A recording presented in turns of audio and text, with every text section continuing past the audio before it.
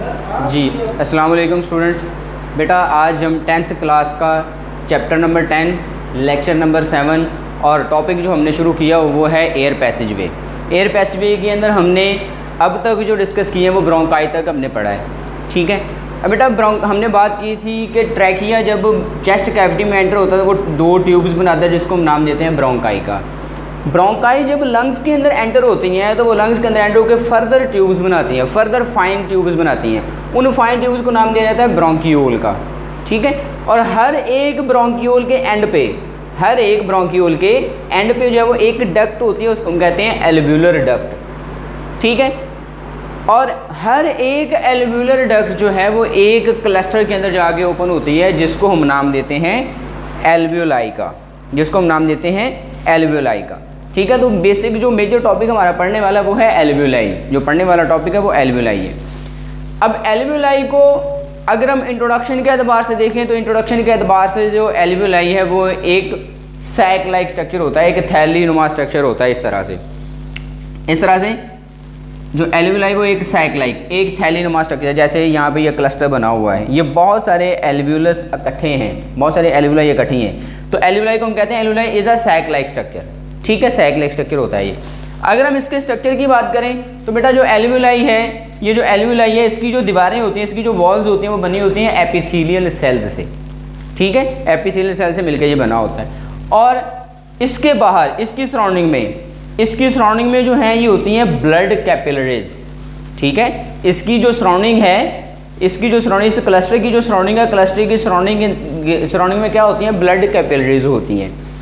इसका फंक्शन अगर हम देखें तो एल्वियोलाई का जो मेजर काम होता है, मेजर काम इसका होता है रेस्पिरेटरी सरफेस बनाना, मतलब गैशियस एक्सचेंज करवाना। गैशियस एक्सचेंज हमारी बॉडी के अंदर, जब हम एयर को अपनी बॉडी के अंदर लेके जाते हैं उसमें से ऑक्सीजन लेते हैं, कार्बन डाइऑक्साइड को हम रिलीज करते हैं, ये चीज़ आपको पता है। अब ये वाला जो एक्सचेंज है, ये एक्सचेंज आगे होता है इस एल्वियोलाई के अंदर। ऑक्सीजन एल्वियोलाई के अंदर चली जाती है, वहाँ से जाके फिर ब्लड में से कार्बन डाइऑक्साइड चली जाती है एल्वियोलाई के अंदर और ऑक्सीजन मिल जाती है ब्लड को। इसको हम कहते हैं गैशियस एक्सचेंज। तो गैशियस एक्सचेंज का जो प्रोसेस है वो जाके होता है एल्वियोलाई के अंदर, इसलिए हम इसको कहते हैं it form the respiratory surface for gaseous exchange, कि ये गैशियस एक्सचेंज के लिए रेस्पिरेटरी सरफेस प्रोड्यूस करती है, ठीक है।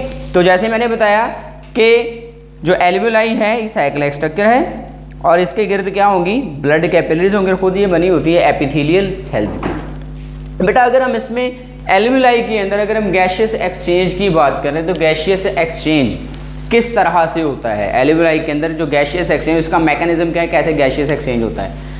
हमारे हार्ट से एक आर्टरी आती है जिसको हम नाम देते हैं पल्मोनरी आर्टरी। हार्ट से एक आर्टरी आती है जिसको हम नाम देते हैं पल्मोनरी आर्टरी का। अब बेटा हमारी बॉडी के अंदर जितनी भी आर्टरीज होती हैं, सारी की सारी आर्टरीज के अंदर जो ब्लड होता है वो ऑक्सीजनेटेड होता है। ये बात आपने 9th क्लास में पढ़ी हुई है कि सारी की सारी आर्टरीज के अंदर जो ब्लड होता है वो ऑक्सीजनेटेड होता है, जबकि जो पल्मोनरी आर्टरी होती है, इस पल्मोनरी आर्टरी के अंदर ब्लड होता है डीऑक्सीजनेटेड। सारी आर्टरीज में ऑक्सीजनेटेड ब्लड विद ऑक्सीजन और पल्मोनरी आर्टरी के अंदर होता है डीऑक्सीजनेटेड ब्लड, मतलब विदाउट ऑक्सीजन। तो ये जो पल्मोनरी आर्टरी है जब लंग्स की तरफ आती है तो लंग्स के अंदर एंटर हो गई, ये बना देती है फर्दर ट्यूब्स बनाती है जिसको हम कहते हैं आर्ट्रियोल, जिसको हम कहते हैं यहाँ पे पल्मोनरी आर्टरी आती है, जब वो लंग्स में जाती है तो वो बना देती है आर्ट्रियोल। ये जो आर्ट्रियोल है जब एल्वियोलाई तक पहुँचती हैं तो एल्वियोलाई के अंदर जाके ये फर्दर डिवाइड होती हैं, उनसे क्या बनती है, उनसे बनती हैं फिर कैपिलरीज, ये वाली कि ये आर्ट्रियोल आई। इस आर्ट्रियोल ने क्या किया, जब ये एल्वियोलाई के गिर्द आती है तो एल्वियोलाई तक पहुंच के ये फर्दर डिवाइड हो जाती है और क्या बना देती है, ब्लड कैपिलरीज बना देती है, ठीक है।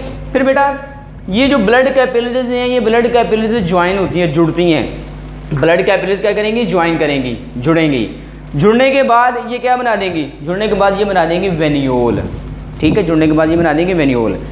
अब होगा क्या, होगा ये कि जब ये जो आर्ट्रियोल है, आर्टरी के डिवीजन से बनी आर्ट्रियोल, आर्ट्रियोल जब एल्वियोलाई तक पहुंची तो उसने बना दी ब्लड कैपिलरीज। अब बेटा ये जो ब्लड कैपिलरीज हैं, इन ब्लड कैपिलरीज के अंदर ब्लड था डीऑक्सीजनेटेड, मतलब विदाउट ऑक्सीजन। इनके पास ऑक्सीजन नहीं थी, इनके पास कार्बन डाइऑक्साइड थी, ठीक। तो एल्वियोलाई के पास क्या थी, एल्वियोलाई के पास ऑक्सीजन थी। इस एल्वियोलाई में से ऑक्सीजन निकल के आएगी इस कैपिलरीज के अंदर, और कैपिलरी में से कार्बन डाइऑक्साइड निकल के चली जाएगी एल्वियोलाई के अंदर, और कैपिलरी के अंदर जो ब्लड होगा वो फिर कौन सा होगा, वो हो जाएगा ऑक्सीजनेटेड। पहले वो डीऑक्सीजनेटेड था, जैसे ही एल्वियोलाई में से ऑक्सीजन निकल के इधर आएगी तो वो हो जाएगा ऑक्सीजनेटेड। ठीक है, तो यहाँ पे ये जो फिर कैपिलरीज होंगी, कैपिलरीज के अंदर ऑक्सीजनेटेड ब्लड होगा, कैपिलरीज जब ज्वाइन करेंगे तो क्या बनेगी, उनकी ज्वाइनिंग से बनेगी वेन्यूल, उनकी ज्वाइनिंग से बनेगी वेन्यूल। तो इस वेन्यूल के अंदर ऑक्सीजनेटेड ब्लड ही होगा, वेन्यूल फिर ज्वाइन होंगी, वो क्या बना देगी, वेन्यूल की ज्वाइन से बनेगी पल्मोनरी वेन। जैसे यहाँ पे पल्मोनरी आर्टरी थी, जैसे यहाँ पे पल्मोनरी आर्टरी थी, उससे बनी आर्टियोल, फिर बनी कैपिलरीज, इनकी ज्वाइनिंग से बनी वेन्यूल, वेन्यूल की ज्वाइनिंग से बनेगी पल्मोनरी वेन। ये जो पल्मोनरी वेन होती है, ये पल्मोनरी वेन ऑक्सीजनेटेड ब्लड लेके चली जाती है हार्ट की तरफ, लंग्स से ऑक्सीजनेटेड ब्लड लेके चली जाती है हार्ट की तरफ। हार्ट फिर उस ऑक्सीजनेटेड ब्लड को पंप कर देता है बॉडी के अंदर, और यही वाला जो प्रोसेस है फिर दोबारा से रेगुलेट हो जाता है, ये वाला प्रोसेस दोबारा होना शुरू हो जाता है। तो ये वाला हमारा टॉपिक है gaseous exchange at alveolar level. अब बेटा हमने ह्यूमन के रेस्पिरेटरी सिस्टम का जो पहला पोर्शन था वो हमारा कंप्लीट हो गया है, एयर पैसेज वे। नेक्स्ट टॉपिक इंशाल्लाह जो लंग्स हैं, हमने ये बात की थी कि ह्यूमन का जो रेस्पिरेटरी सिस्टम वो दो हिस्सों से मिलकर बना है, एक है एयर पैसेज वे और एक है लंग्स। एयर पैसेज वे हमने यहाँ तक कंप्लीट पढ़ लिया, लंग्स वाला टॉपिक रहता है वो हम इंशाल्लाह नेक्स्ट लेक्चर में डिस्कस करेंगे। अगर आपका कोई क्वेश्चन है तो आप क्वेश्चन पूछें ताकि आपको उसका आंसर दिया जा सके। अल्लाह हाफ़िज़।